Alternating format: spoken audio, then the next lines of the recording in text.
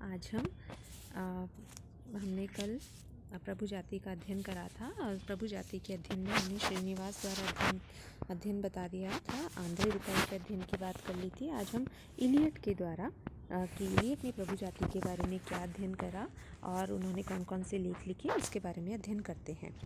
तो इलियट ने caste and factions among the dominant caste the Reddy and the commands of Andhra caste in Indian politics जो रजनी कोठारी की पुस्तक में प्रकाशित हुआ था।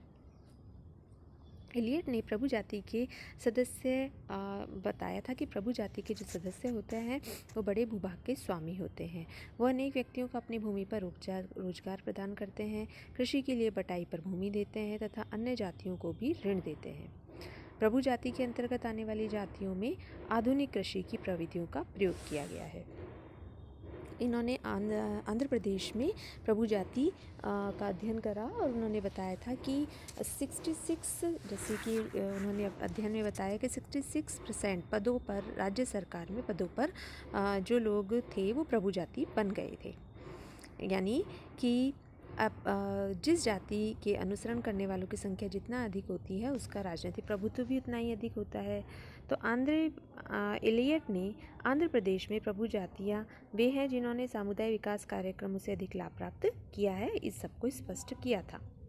फिर हम बात करते हैं श्रीनिवास की। तो श्रीनिवास द्वारा प्रतिपादित प्रभु जाति की अवधारणा के आधार पर समाजशास्त्री तथा मानव शास्त्रियों ने भी भारत के विभिन्न ग्रामीण क्षेत्रों में अध्ययन करे थे। अब वो कौन कौन से अध्ययन थे, जैसा कि हापर ने टोडागढ़ी में हवीक ब्राह्मणों को प्रभु जाति बताया था। उसी प्रकार B.R. चौहान ने जिनका राजस्थान के राणावतों की सादड़ी में एक अध्ययन इम्पॉर्टेंट अध्ययन है, उन्होंने भी इसमें अध्ययन करा। KL शर्मा ने राजस्थान के 6 गाँवों का अध्ययन करा। आनंद चक्रवर्ती ने देवीसार ग्राम का अध्ययन करा।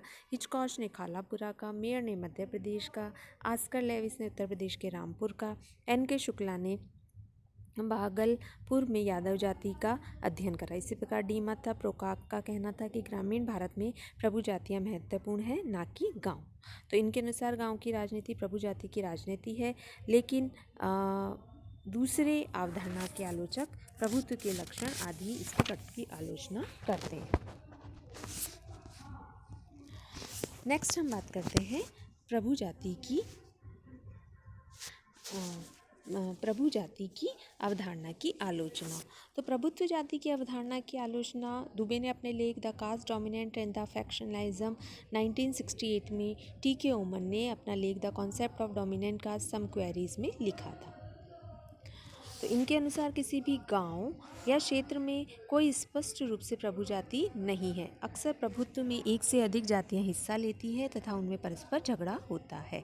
अगर कोई भी प्रभु जाति श्रीनिवास द्वारा निर्धारित लक्ष्य को पूर्ण करती है तब भी प्रभुत्व का आनंद जाति एक पूर्णता से नहीं ले पाती है, बल्कि उस जाति का कुछ प्रभावशील व्यक्ति प्रभुत्व का आनंद लेते हैं। यानी इन्होंने बताया कि पूर्ण जाति ही प्रभुत्वता का आनंद नहीं ले पाती है, अपितु कुछ लोग होते हैं उनमें जो इसका आनंद ले सकते हैं।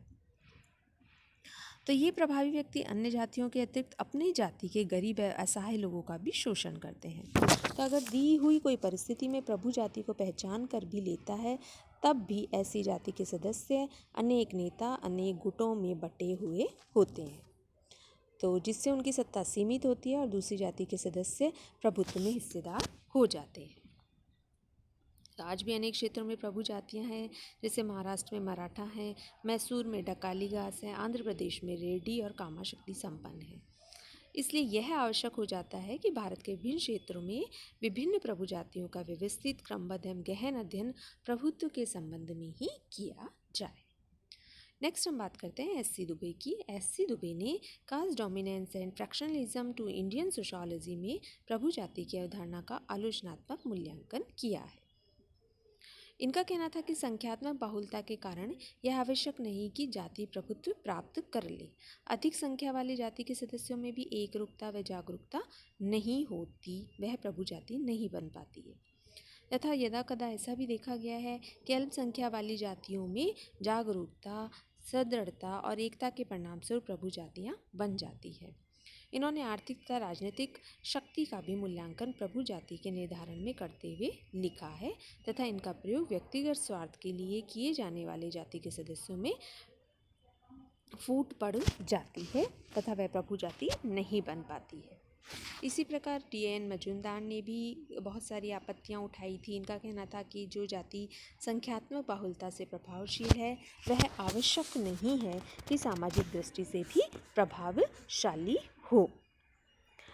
तो इसी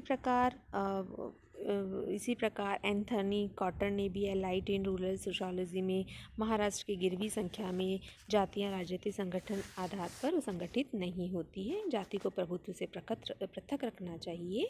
और इनके साथ इन्होंने बताया था कि प्रभुशाली समूह की अवधारणा का सुझाव भी दिया था। इन्होंने पाया कि गिरवी और महाराष्ट्र में मराठा प्रभु जाति है, लेकिन ऐसा देखने में नहीं आया है। जाति एक भाग प्रभावशील था, न कि संपूर्ण जाति। इसी प्रकार F.G. बेली ने भी the tribal caste and nation and caste and the economic frontier में निम्न तथा स्पृश जातियों में उच्च जातियों की भूस्वामी संपन्नता आदि को भी चुनौती दी।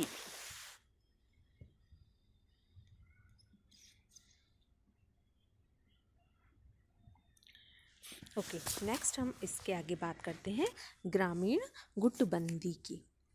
ग्रामीण गुटबंदी के अंतर्गत विभिन्न जो समाजशास्त्री थे उन्होंने इसके संबंध में बताया था कि इन्होंने इस संबंध में अध्ययन करके ये बताया कि विभिन्न समाजशास्त्रियों ने कि ये गांव में अध्ययन करने से बताया कि कहीं जातियां प्रभु जाति होती है और कहीं ये गुटबंदी होती है। तो जो गुटबंदी की अवस्था होती है, गुटबंदी के अंतर्गत इन्होंने बताया था कि सबसे पहले इसकी परिभाषा का अध्ययन करेंगे। तो इसका सर्वप्रथम प्रयोग आर फर्थ ने करा था अपने लेख में introduction of faction in Indian and overseas Indian society, जो कि ब्रिटिश जर्नल ऑफ सोशियोलॉजी 1957 में प्रकाशित हुआ था। तो ग्रामीण गुट वो ग्रामीण समूह होते हैं जिनका लक्ष्य राजनीतिक समूहों के रूप में राजनीतिक उद्देश्यों को प्राप्त करना होता है। इसी प्रकार ऑस्कर लेविस ने अपनी कृति village life in north India में भी छोटे छोटे ग्रामीण समूहों का वर्णन करा था। पोकाक ने गुट के संबंध में बताया था कि गुट का तात्पर्य संपूर्ण समुदाय के अंतर्गत विद्यमान संघर्षपूर्ण समूह से है। यद्यपि संघर्ष गुटों की आंतरिक आवश्यकता नहीं है, लेकिन इसमें अक्सर समुदाय को व्यक्त करने की प्रवृत्ति होती है।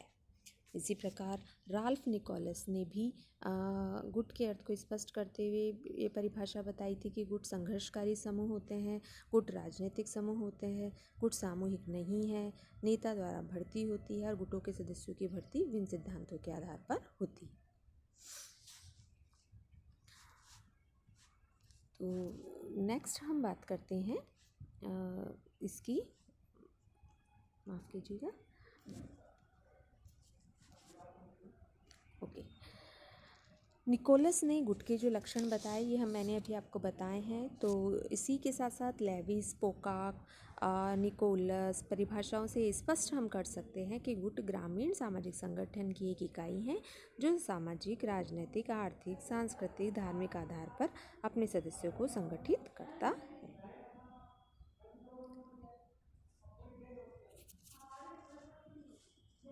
अब हम बात करते हैं ग्रामीण गुट की विशेषताएं। तो इसमें है छोटा आकार होता है। ग्रामीण समाज में अनेक छोटे छोटे आकार के सामाजिक समूह होते हैं और गुट भी एक सामाजिक समूह है। दूसरा होती है सार्वभौमिकता। तो ग्रामीण समाजशास्त्रियों ने लिखा था कि जहाँ जहाँ ग्रामीण समाज है वहाँ वहाँ गुट होते हैं।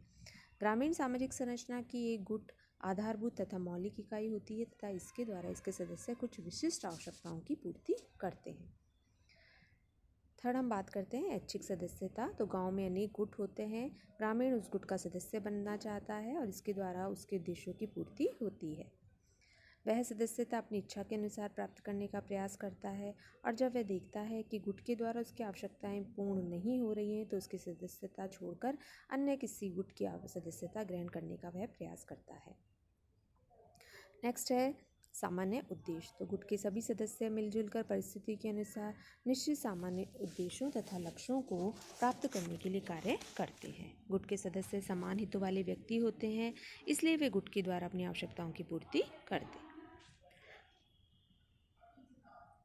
नेक्स्ट है सामाजिक समूह। तो ग्रामीण समाज में विभिन्न समूहों के समान ही गुट भी एक सामाजिक समूह होता है। सामाजिक समूह की विशेषता से सदस्यता, हम की भावना का संपर्क, सामाजिक संबंध, परस्पर संबंध, निश्चित उद्देश्य आदि होते हैं, इसलिए ग्रामीण गुट एक सामाजिक समूह है। नेक्स्ट है विशिष्ट परिस्थितियों में निर्माण। तो ग्रामीण सामाजिक जीवन में सहयोग, प्रतिस्पर्धा, संघर्ष, प्रतियोगिता आदि प्रक्रियाएं चलती रहती हैं। ग्रामीण गुट का निर्माण संघर्ष एवं सहयोग की विशेष परिस्थितियों में होता है और ऐसी परिस्थितियों के अनुसार ही जीवन को आगे बढ़ाने के सदस्य समान रूप से कार्यरत होते हैं। तो इस प्रकार हमने गुट की बात करी है। आगे हम भारत में गुटों का अध्ययन करेंगे और आगे के जो चैप्टर्स हैं उनका अध्ययन करते हैं। धन्यवाद।